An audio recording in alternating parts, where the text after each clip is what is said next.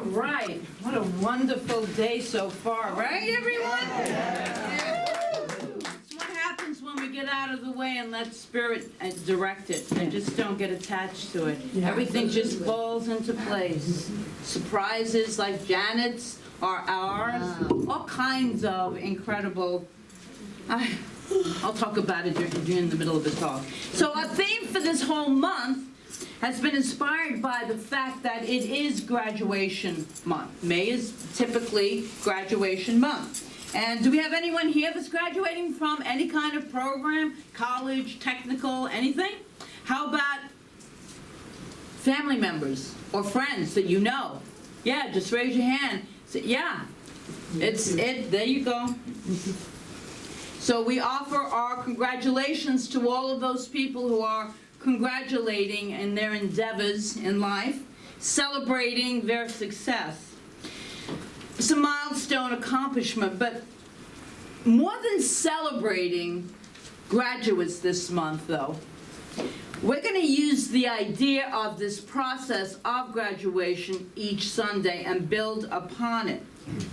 And we're using the educational system as a metaphor for the theme for this month, which is the evolutionary process through various levels of consciousness, because that's what we are doing. We are in the school of life, and as we become aware that we are conscious beings, we're spiritual beings, we advance in different levels of consciousness. And this is what this whole month will be based upon. And so, keeping with the graduation theme then, in this month we will matriculate. A word I've always liked. We're going to be matriculating in our consciousness. Matriculating in our own master program in spirituality. And who knew that you could get a master's degree in just, it's going to be 4 weeks, because at the end of the month, Reverend Patty Augustino will be doing the 5th talk. So I'm handing out diplomas on the 4th Sunday. And everybody, yes, everybody who is here every week graduates and will get a diploma. So but this is all has a really great purpose to it. Just as there are entrance exams into colleges, like the SATs, the LSATs, and all those other acronyms that they have, we're going to have our own entrance exam, and it's called the LRE. Okay, that's ours. That's what we're taking. And it will be an honest, we're doing that this morning, but gentle movement into the master's level of thinking and being and doing. So it's all very interesting. I love this. Before we can take our LRE, however, a few words about where our master's program in spirituality came from.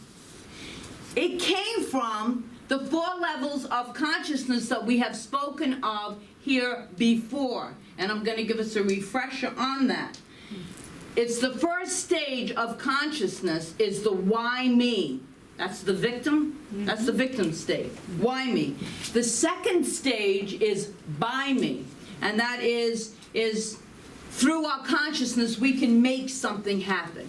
We can make it. Usually in foundation class, we're in that by me, because we're learning how to use it. So we find typically the parking spot or whatever it is that we're making happen. And then the third is through me. The Father within doeth the work. And the 4th stage in consciousness is as me. And as me is when we move into that state of oneness that we speak of. That is vital. Oneness. Oneness with all that is. And so another way of putting this then is, in a different way, the mortal or human self, the victim consciousness, that's the first. And nothing wrong with that, but that's the first level of consciousness. The second, the metaphysician part, is when we realize that we can make it happen. And the mystic part is, as I said, the Father within doeth the work. And the Master is I am one with God. And Jesus was a primary example of this. He's not called the Master Teacher for nothing. If we just take purely the teachings Not all the other stuff, but just the teachings of Jesus. If we take them, he was in absolute union with the divine. He saw, and but he had to get to that fourth stage. He got to that fourth stage through a lot of reflection, a lot of meditation, a lot of begging, a lot of different conscious stages, which is what we're talking about, till he got to that point where he realized there is no separation. The Father and I are one. So no division. When a master sees human conditions of lack, limitation, disharmony, or pain, he or she knows it's just a place to call forth more of God, more of this divine energy. And it's just an opportunity to experience more of the divinity of God. When we're in those places where it looks like lack and limitation, and it gets frightening, and we go into anxiety, that's when, as we're in that, we turn within to the infinite good of God, because that is the only power that is forever present, omnipresent, goes nowhere. It is who we are, spiritual beings. What does that mean? It means we're made in the image and likeness of the divine energy of God. So the God spark is within each and every one of us. And you may think of this level, this master level, is only for the exalted ones in history, the saints and the mystics and the sages. Not for me. I'm a mere. But posing this morning, why not you?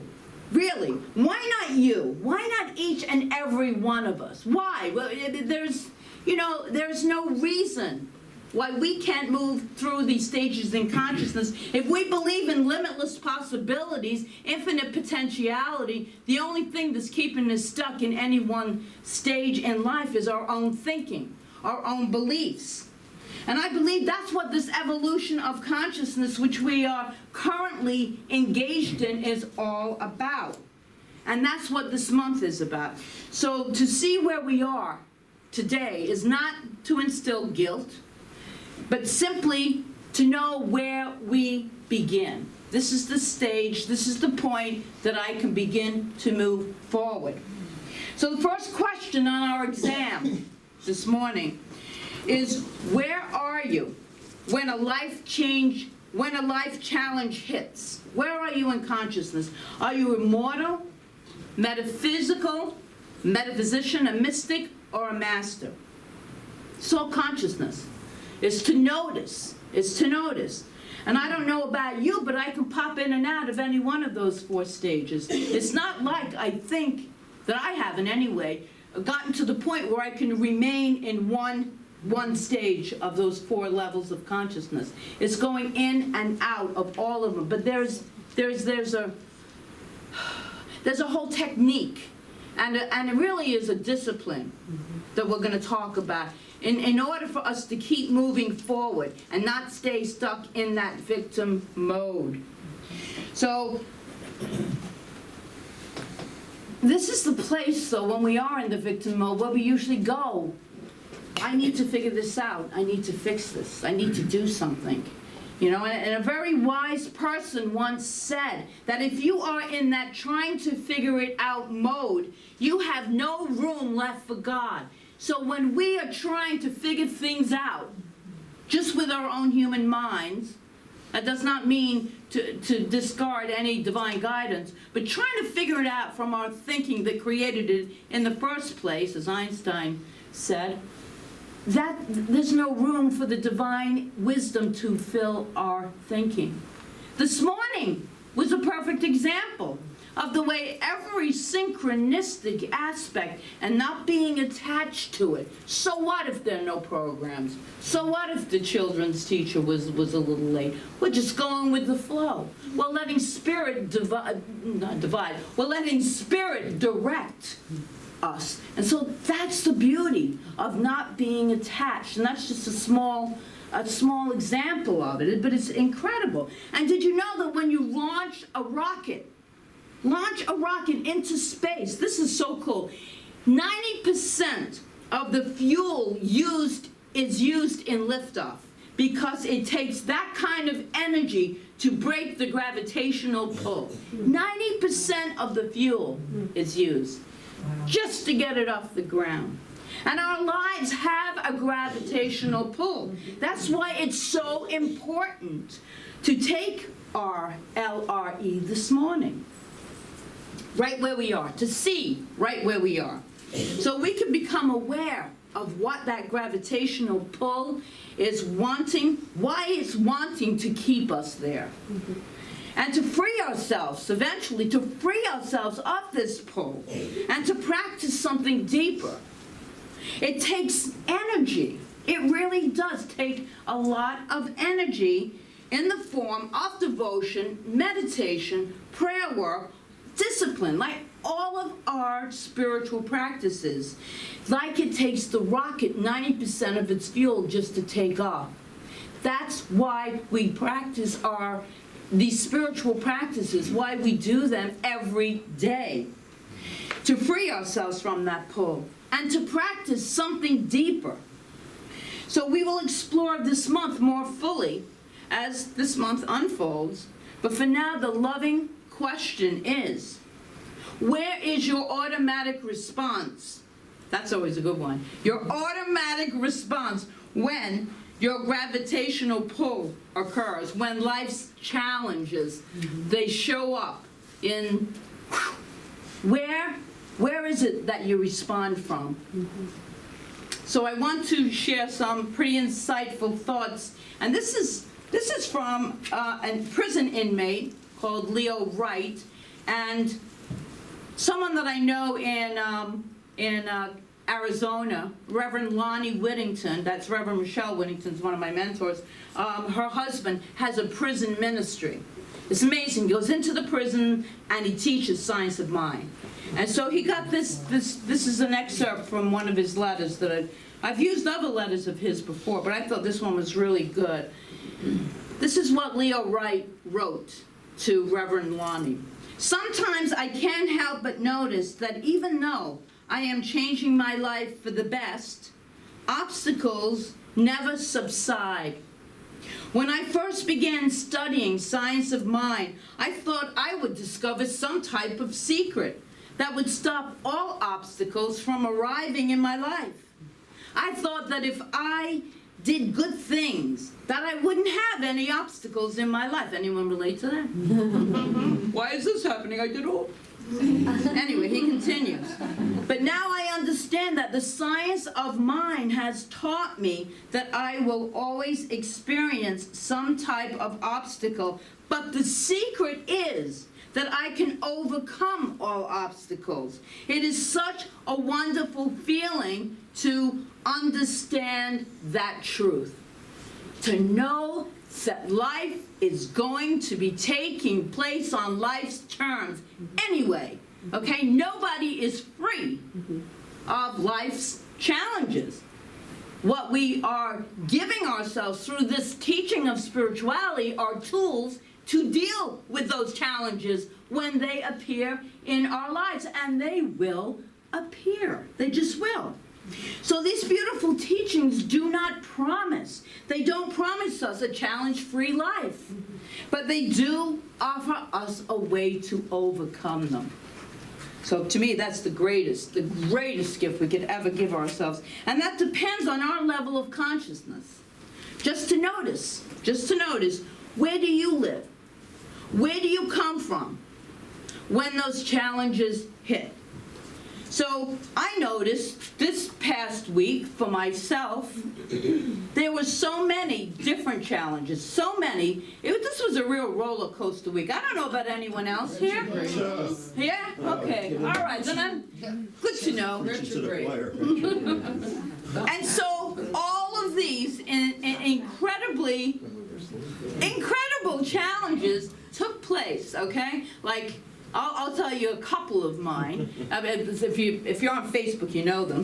But I don't usually put them up, but it was tongue-in-cheek, kind of, because it was moving into gratitude. But my computer died. So when your computer dies, that is like, okay, I have a wedding Saturday. Computer died on Tuesday. And I have a talk to do on Sunday, so the wedding and the talk, and all the other stuff at the fundraise, but so that was a challenge, and I just went. I actually did not freak out. Now, anyone that knows me knows that I'm very animated, and I have a lot of expressiveness, so it might look like I'm freaking out. But I'm the only one. I'm the only one that really notices that. But inside me, there was this calm, which is like, really, wow, that's pretty cool. I mean, there was just a little but still, there was this calm within me, which showed me that I had done all the work I had been doing at that point was actually effective, because I wasn't in a panic mode, which would be my natural MO. So I've moved up in the stages of consciousness. Then I get the Microsoft Pro, and by the way, I take an IT guy with me to the store, so he can pick out and talk that language they all talk together. So he picks out all the best stuff in Microsoft Pro, whatever that is, I have it. Well, it kept crashing, and it crashed for 3 days straight. So now we are approaching Friday. The wedding is due Saturday. I gotta leave at noon, okay? So, still, I'm very calm. Gotta get my work done and my other stuff for today, but I'm still very calm. At 4 o'clock, I'm on the phone. I'll do this real quick. I'm on the phone with India. Barry knows he was there. I'm on the phone with India and this IT guy who is screaming at the top of his lungs, the IT guy, because the guy from India is not giving him any, it's this whole big thing. And it's like I open the front door and I think it's, the guy to turn on my sprinkler who left because I was vacuuming and didn't hear him knocking on the door, which I don't very rarely vacuum. And so I take this guy and I'm taking him into the garage and I'm pointing. There's the sprinkler system. I'm not talking to him because they're screaming on the phone. I got two guys screaming. He's a roofer. He doesn't know what I'm doing, so I hang up the phone. I take him because, by the way, my roof leaked. My brand new roof had a big puddle of water on it. Okay, I'll call the roofer. But the point being, this is how the whole weekend, and as many of you know, I lost a whole bag of groceries on Green Tree Road, 3 bottles of Pellegrino, so you know that means glass, during rush hour. And that all happened on the same day. Wow. And we're not even going to go into how that happened. But I turned around to come to and I say I cannot get out of the car or else I will die. I will get hit by it. I want to live. So, but the point being that all these things are going on and so much more. But within me, where I normally would have been like a lunatic, literally, inside I was pretty calm. So that proved to me that I had moved in consciousness, where it's like, God is in charge, everything is in the right order, and as we always say, it's all good, but to actually mean that in the middle of things taking place, it's all good, it's all good. So it's so important for us, and I know many of us have gone in, and I'm not even going to get into all the other stuff. That's just the small stuff. But in and out of these different states of consciousness, because things take place in life. So it's important to be aware of where we are when they are taking place, and where we can learn lessons and continuously work on ourselves. Okay, so then the R part, that's the L part, the living. The R part is our relationship with God. So our second question on our LRE is our relationship with God. And here's the deal. Casual spirituality will not produce any long-term effects. You will not obtain your master's degree in consciousness with casual spirituality. And what do we mean? What do we mean? What do I mean by casual spirituality? Well, it looks like this. We turn to God only in times of crisis. This is when we turn and we do our spiritual practices. All of a sudden, we're trying to meditate, which is like totally useless at that point if you have not been cultivating it all along. And when we do our affirmations and we're doing our prayer work, but we haven't been diligent in our studies, our spiritual studies. And so we turn to God only when life's challenges present themselves. And sometimes that's the only time we come here on Sundays, is when we need a fix, when we need to be around like-minded people, which is fine, because that's why I'm here. Truly, that's why I'm here, so I can be with everybody, because it gets me propelled for the whole week. It gets me grounded. I love everyone. Truly. Don't you love everyone? Yeah. You're a cool community. So we think in our levels of mortal or metaphysician, victim, and I'll fix it consciousness. But I think that as soon as we get it, as soon as we really get it, that life starts going pretty well again, this is what happens sometimes. We say, okay, I can run this on my own. Everything's going great. Life is good. Oh, everything is just blending together and everything's wonderful in my life. I don't need to do treatment today. I'm going to skip over that meditation today. I'm good. I got this on our own. So we fail to cultivate the master's level of consciousness. I am one with God. That is it, period. I am one with God. There is no separation. His Holiness, the Dalai Lama, says every problem is a spiritual issue. No matter what the problem looks like, every problem is a spiritual issue. And of course, he's probably speaking about from the place in Tibet as being a spiritual issue, not being a Chinese issue, but being a spiritual. This man walks the talk. If anybody is a great example, it's the Dalai Lama, because he actually is walking the talk. And so we're often tempted to think, I have a financial issue, I have a relationship issue, I have a health issue, when in fact we are all having spiritual issues. Because when we break it right down, everything is spiritual. When we truly break it, and then I think about, when it's time to leave this body, and I think, how much of it will be spiritual, and how much of it will be about my human conditions? I think not too much about my human conditions if I pay the electric bill on time. I don't think that that's going to matter much. I think what's going to matter is that I am in that oneness. I think of knowing this and of living it diligently, that this transition will be a peaceful, loving transition. That's what I believe. So, I go back to that when I think of how important. Of course it's important to pay your electric bill and all of the bills, yes. But keep everything in perspective.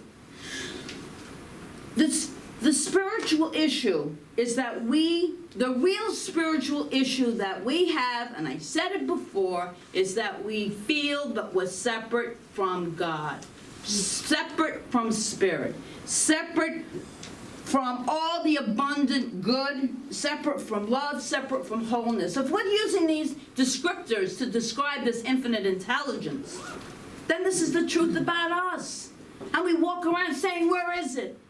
Where is my loving relationship? This is all garbage. I don't have it. I don't have my money. I don't have my health. But we do. It's all within us.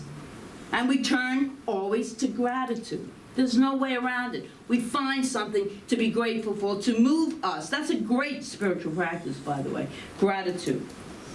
We are not and cannot ever be separated from these things. They are the truth of our being.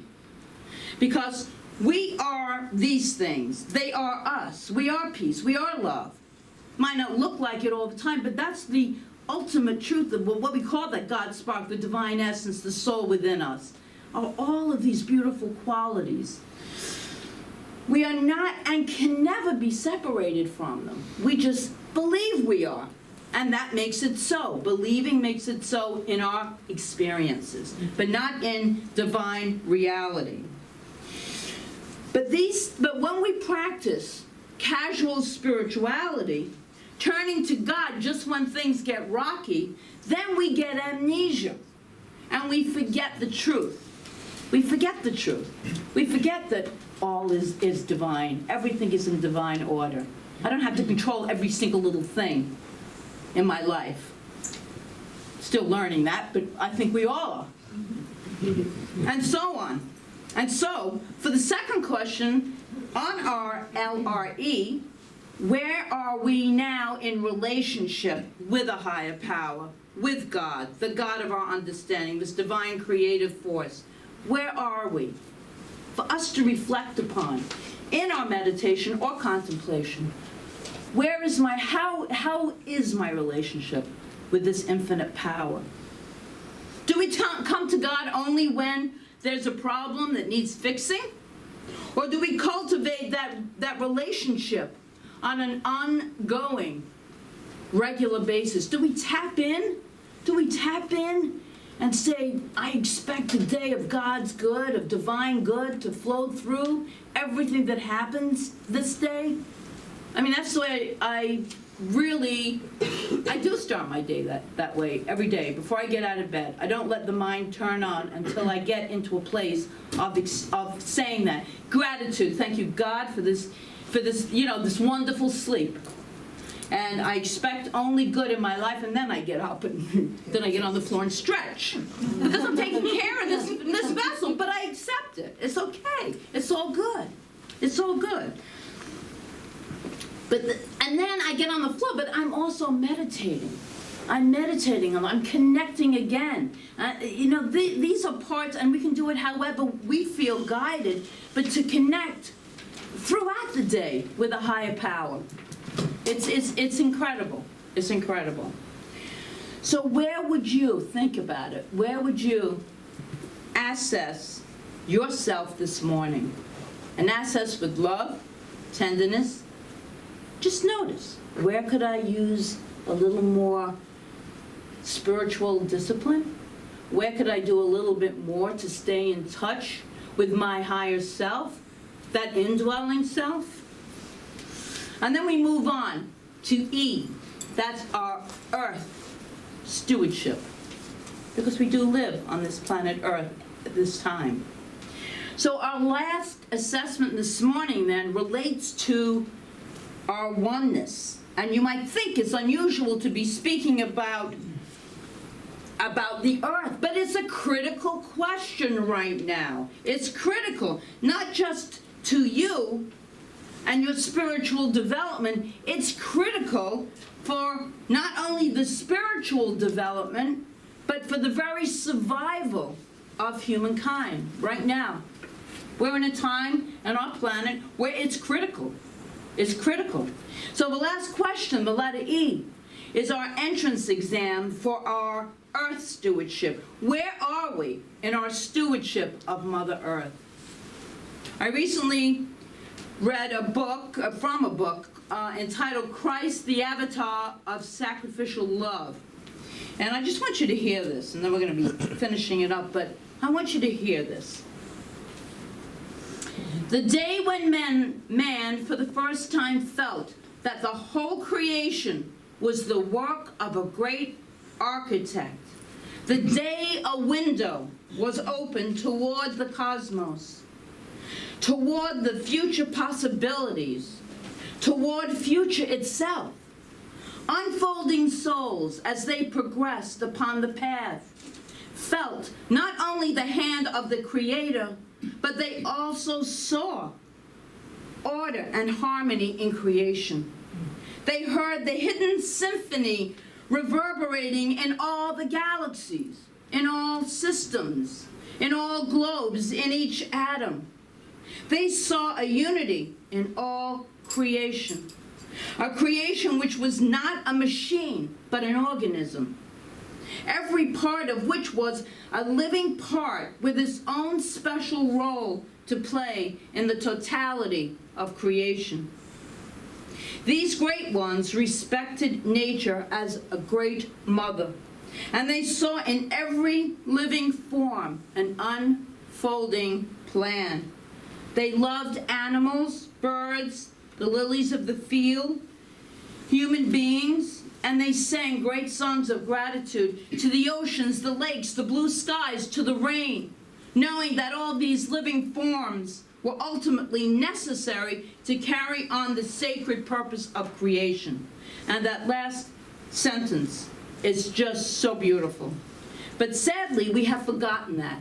We have forgotten that we are stewards of this planet. We have clearly forgotten that. And you may be wondering what the condition of the environment has to do with levels of consciousness. What's it doing in a sermon? And those are fair questions. But in case you haven't noticed, we have an environmental issue or two going on in the world. And what did the Dalai Lama say? Everything is a spiritual issue. And it's interesting to note that throughout all the sacred texts, we are asked to love one another and to serve. As Dana so beautifully explained service. We are asked to love one another and to serve and to revere life itself, knowing that all life is the life of God. Everything. And I believe we truly live from a master's level of consciousness when we realize this.